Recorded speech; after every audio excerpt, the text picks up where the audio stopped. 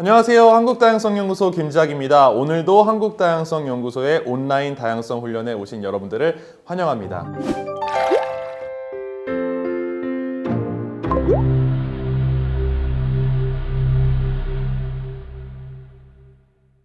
오늘의 그룹 대화는 장애에 대해서 이야기를 해보도록 할 겁니다. 1부는요, 장애인이라고 규정되는 사람들이 겪고 있는 차별과 억압, 그리고 어려움에 대해서 이야기를 해보고, 또 장애 여성, 또 다른 소수자성과 장애가 교차될 때 발생하게 되는 차별과 억압에 대해서 이야기를 해보도록 할 거고요. 또 그리고 장애의 복지와 인권에 대해서 우리가 신경 쓰고 얘기하고 그런 구조를 만들어 가려고 할 때 이것이 역차별이다 라고 주장을 하는 이야기들이 아직까지도 들려오고 있습니다. 그래서 그런 이야기에 대해서 일부 이야기를 해보도록 하겠습니다. 먼저 모신 게스트 스피커들의 소개를 들어보고 시작하도록 하겠습니다.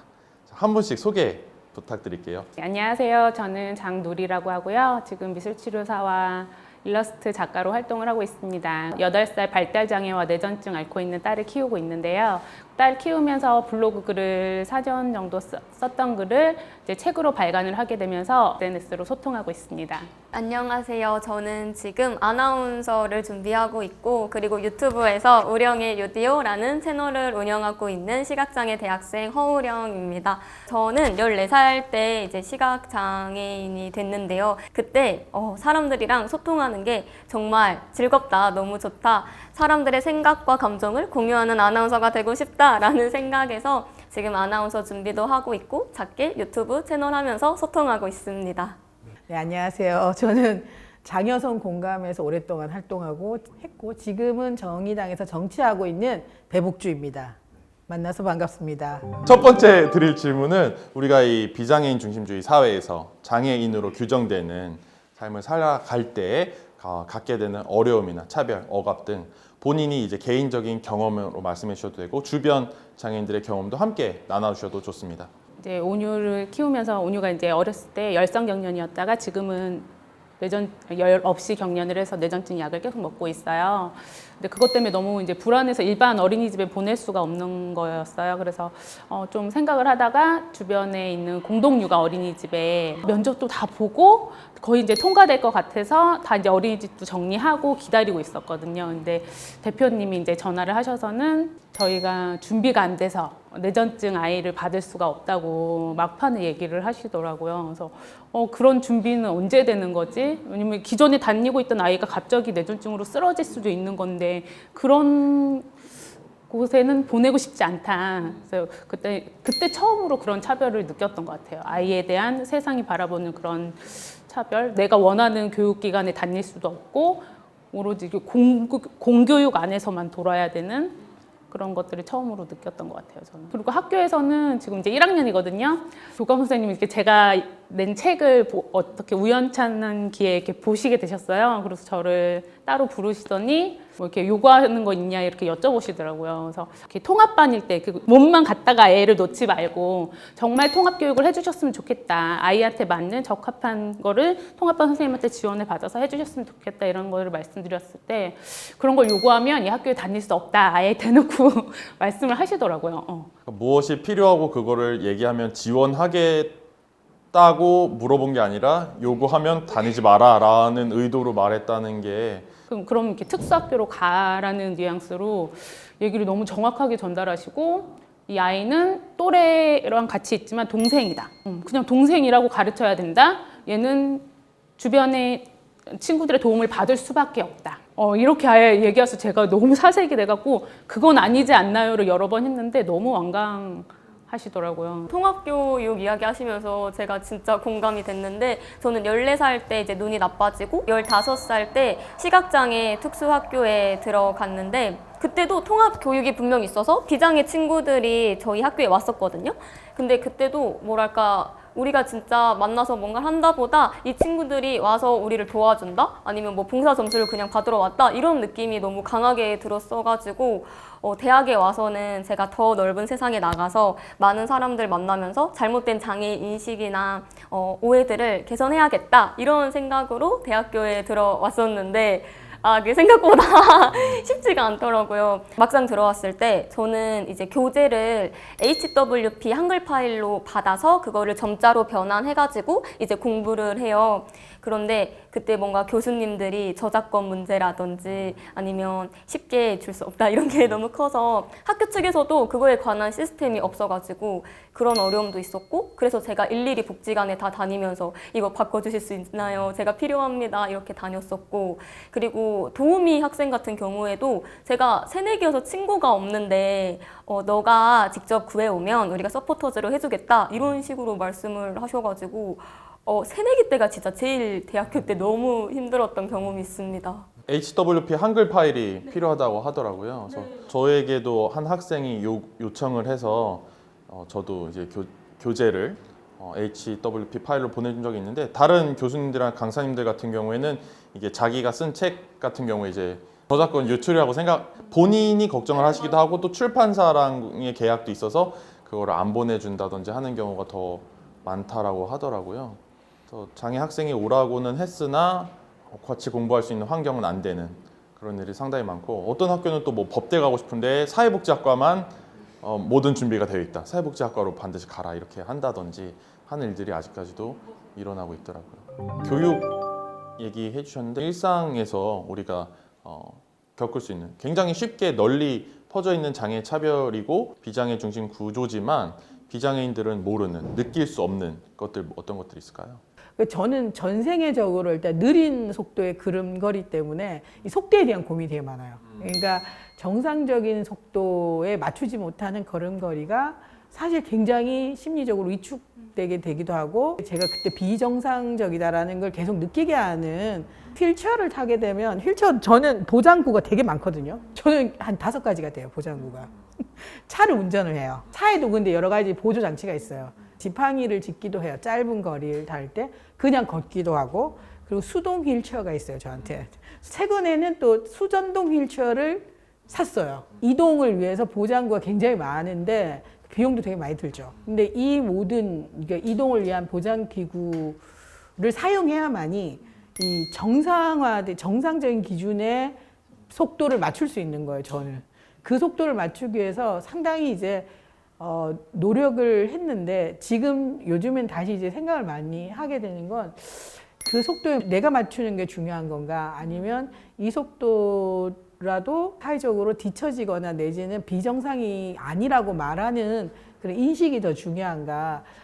이런 게 저한테는 굉장히 억압적이고 심리적으로 되게 위축되는, 그러니까 그건 되게 구조적인 문제인 거죠. 얼마나 비장애인 중심으로 사회가 만들어졌고 사고하고 있는 것인가를 단편적으로 보는 것 같고, 여전히 이 속도에 맞추지 못하는 사람들이 정상이 아닌 것처럼, 그 규범에 들지 못하고 있는 것처럼 기준과 규범을 설정해 놓은 그것의 문제는 아닐까. 또 그거를 넘어서는 극복하는 장애인이 칭송받는 그런 메시지가 굉장히 문제인 것 같아요. 그러니까 장애에 대한 이미지는 2개밖에 없는 거예요. 극복을 잘해서 사회에 통합돼 살고 있는 사람은 칭송받고, 그 사회 기준에서 아예 진입할 수 없는 사람은 불쌍해서 도와줘야 될, 우리 사회가 장애를 바라보는 이미지인 것 같아요. 저도 만약에 아나운서가 됐을 때 이 아나운서는 시각장애를 극복하고 아나운서가 된 허우령 씨입니다 이런 식으로 하면 전 너무 싫을 것 같아서, 저도 그냥 이제 드라마 같은 데도 뭐 시각장애이든 지체장애인이든 어떤 유형의 장애인이든 그냥 지나가는 행인 1인으로 쓱 지나가고 이런 게 있었으면 좋겠다라는 생각을 늘 갖고 있습니다. 저는 온유 키우면서 접했지 한 번도 이렇게 생각을 해본 적이 없는 것 같아요. 학교에서 다 그런 식으로 가르쳐 주세요.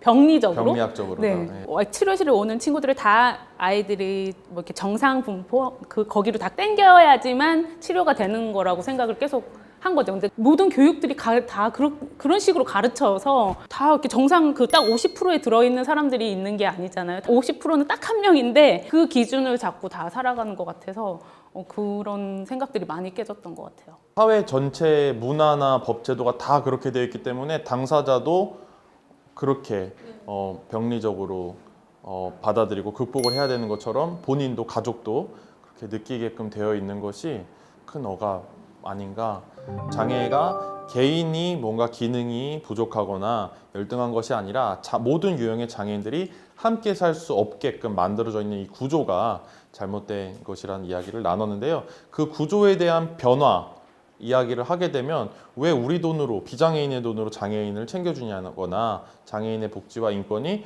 오히려 역차별적이다라고 이야기하는 사람들이 있습니다. 그래서 이런 논리나 주장에 대해서 하고 싶으신 말들이나 답답했던 점들 또는 경험이 있으시면 나눠주시면 좋을 것 같습니다. 저는 지금 대학 생활을 하고 있으니까 저 말고도 다른 많은 장애 학생들이 난 학교 축제 안 가 이런 말을 했거든요. 그래서 왜 안 가? 했더니 어차피 거기 가도 사람들 너무 많고 우리가 있을 수도 없고 그리고 시각장애 학생, 청각장애 학생 경우에도 안 보여, 안 들려 어차피 이렇게 말을 하고 휠체어석도 따로 막 좋게 있지가 않았어요.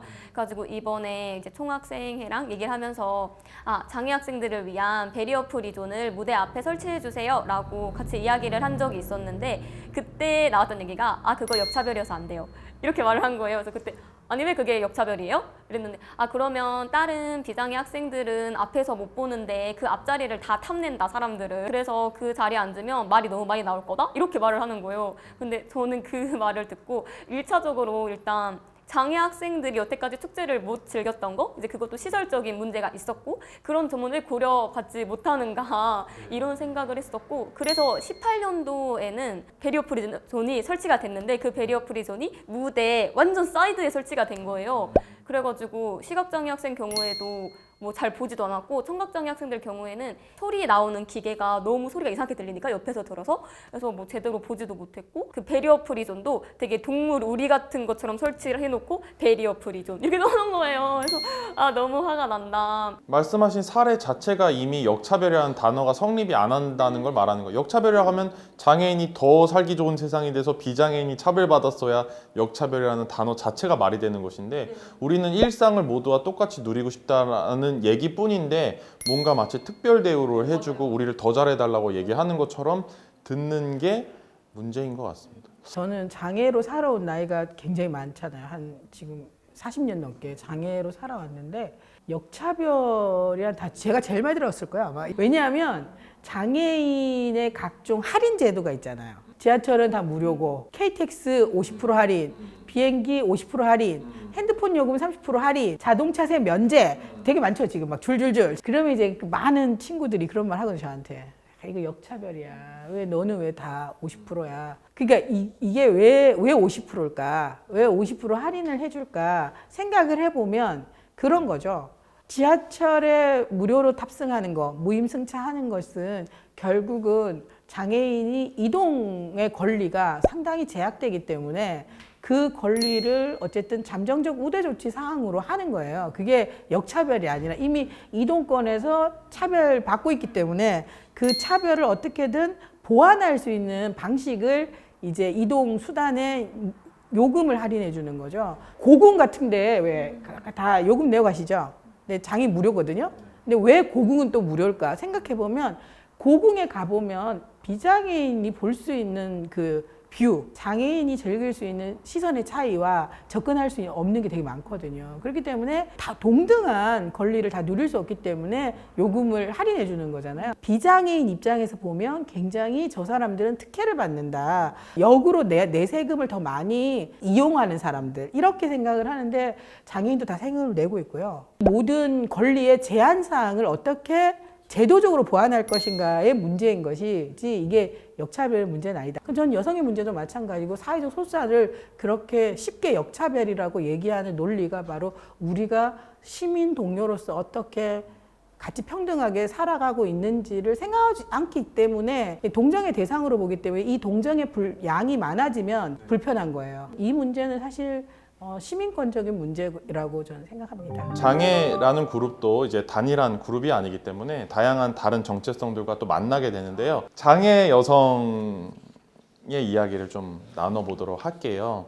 장애 여성으로 이제 다른 소수자성인 여성과 만남으로써 어떤 일들이 더 장애인 남성에 비해서 일어나고 있다고 보시는지 어떤 경험들이 있으신지 나눠주실 수 있으실까요? 제 나이 또래에 장애 여성과 남성의 교육의 수혜율을 보면 장애 여성이 훨씬 떨어지거든요. 왜냐하면 사실 비장애인 중심 사회와 이 남성 중심의 가부장제 사회에서 장애가 있는 여성이 왜 교육을 시켜야 되냐에 대한 그 당위성이 장애 남성에 비해서 훨씬 떨어지는 거죠. 그러니까 장애가 있지만 남자애들 같은 경우에는 공부를 시켜서 직장을 가지면 착한 여자가 결혼도 하고 제대로 살 거다라는 희망을 부모들이 더 많이 가지고 쟤는 여자애인데 공부시켜서 뭐해? 라는 그런 이제 가부장적 의식이 저 세대에서는 차별의 이야기들 많이 들었고 저 또한 사실 그런 그런 고민이 있었죠, 당연히. 저는 제가 여성이고 장애인이다 해서 저의 일상생활에서 겪는 점들이 있는데 저는 혼자 밤길 다니는 거를 제가 좀 무서워하는 게 있거든요. 제가 직접적으로 겪어보진 않았지만 뭐 뉴스나 이런 데서 많은 여성들이나 장애인들의 뭐 성 관련 사건이라든지 폭행 사건이 많이 나오잖아요. 그런 걸 보면서 만약에 내가 혼자 밤길을 걷고 있는데 누가 나를 따라와도 제가 일단 안 보이니까 그걸 일단 눈치를 못 채니까 도망을 간다던가 빨리 간다던가 아니면 사람들이 많은 곳으로 간다 이거를 못할 것 같은 거예요.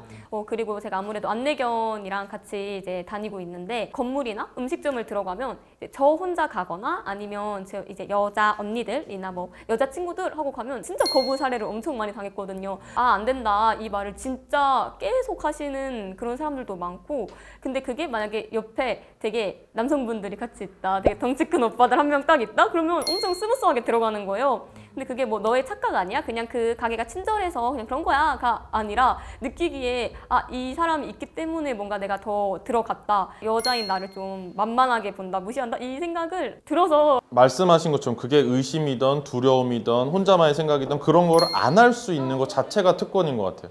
저는 말씀하신 그런 경험이 없다. 나는 그런 고민이나 스스로에 대한 의심을 안 해도 된다라는 게 지금 얼마나 큰 특권인지를 다시 느끼면서 듣게 됐던 것 같습니다. 저는 제일 또 핵심적인 장애가 있는 여성들의 차별의 문제는 섹슈얼리티 문제라고 생각을 해요.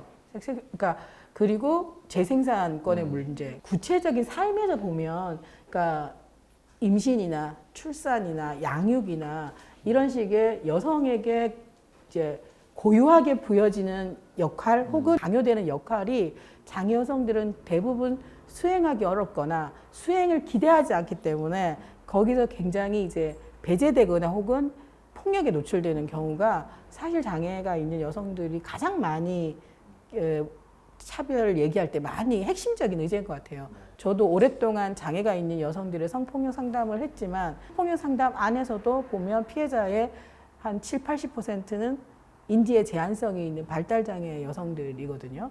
그거 자체가 바로 이 장애가 있는 여성들이 폭력적인 성폭력의 대상이 되기도 하고 우리 사회 여성들이 이제 임신, 출산, 양육이라는 이런 여성의 그 재생산 권리 측면에 있어서도 굉장히 수행 불가능한 혹은 수행해도 크게 책임질 수 없는 그러니까 장애 여성이 아니라 장애인으로 그냥 취급받게 되는 그런 무성적인 존재로 살아갈 수밖에 없는 네 몸도 힘든데 무슨 애기야. 그리고 애기가 태어나서 네가 제대로 키울 수 있겠어? 아니면 제대로 키울 수 없는 걸 넘어서서 나중에 아이가 너의 장애로 인해서 상처받으면 너는 어떻게 할래? 이런 식의 사회적으로 장애가 있는 여성들을 보는 시각이 딱 그 몇 마디에서 나오는. 그래서 우리가 장애든 성별이든 나이든 모든 다양한 정체성을 생각하면서 함께 살아야 되는 이유가 무엇인지 여쭤보고 1부를 마쳤으면 좋겠습니다. 복합적인 이런 정체성들을 함께 생각해야 되는 이유가 뭘까요? 제가 미술치료사로 이제 그런 프로그램을 많이 해요. 자기 정체성 찾는 프로그램들을 많이 하는데 그런 거를 경험하신 분들이 정말 없는 거죠. 내가 어디 속해 있고 나는 어떤 사람인지를 발견하는 것은 정말 한 사람으로 살아가기 너무 건강하고 중요한 일이라고 저는 생각을 하거든요. 근데 그게 하나로만 규범되어질 수가 없는데 그게 성별도 있고 자기의 뭐 종교도 있을 수 있고 자기가 속한 사회도 있을 수 있고 뭐 역할도 다 다르잖아요. 그런 것들을 생각할 수 있는 것이 정말 중요하다고 생각해요. 그거를 나누고 그거에 대해서 알리고 서로 다름을 인정하는 것이 그런 장애 비장애를 떠나서 정말 사람이 함께 살아가는데 제일 중요한 거라고 생각을 해요. 말씀하신 대로 나 스스로에 대해서 생각해보지 못하게끔 하는 사회이기 때문에 이 모든 일들이 일어나는 것 같아요. 나에 대해서 모르니까 다른 사람의 인권과 다양성도 알 수가 없죠.